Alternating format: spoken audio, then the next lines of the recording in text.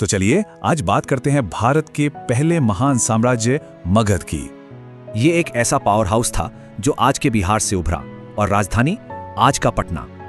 मगध हमेशा से एक साम्राज्य नहीं था। इसकी शुरुआत हुई 16 महाजनपदों में से एक के तौर पर। मगध के साम्राज्य बनने की नींव रखी हर्यक वंश ने।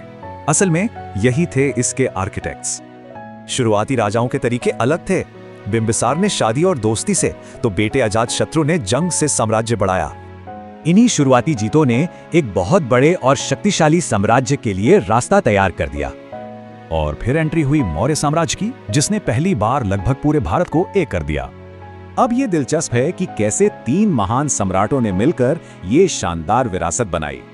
कहानी में टर्निंग पॉइंट आया कलिंग युद्ध से। इसमें करीब 1 लाख लोग मारे गए थे। इस भयानक खून खराबे ने अशोक को पूरी तरह बदल दिया। उन्होंने युद्ध छोड़ के बौद्ध धर्म अपना लिया। पर देखिए, बड़े से बड़ा साम्राज्य भी आखिर में गिरता है। मौर्यों के पतन के पीछे कई वजहें थीं। लेकिन कहानी यहाँ खत्म नहीं हुई।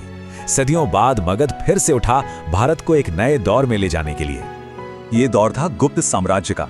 इसे भारत का गोल्डन एज भी कहते हैं, और वजह भी साफ है। खासकर सम्राट चंद्रगुप्त द्वितीय का दरबार, जो नवरत्नों यानी 9 विद्वानों का घर था। और इसी दौर में ज्ञान पर फोकस का सबसे बड़ा सबूत है नालंदा विश्वविद्यालय की स्थापना। गुप्तों के बाद मगध की केंद्रीय ताकत तो कम हुई, पर उसका असर दूसरे राजवंशों पर बना रहा। तो सवाल ये है कि मगध की असली विरासत क्या है? जवाब है, बहुत बड़ी और दूर तक फैली हुई। तो आखिर में एक सवाल, मगध की कहानी बताती है कि साम्राज्य खत्म हो जाते हैं, पर उनकी विरासत हमेशा जिंदा रहती है।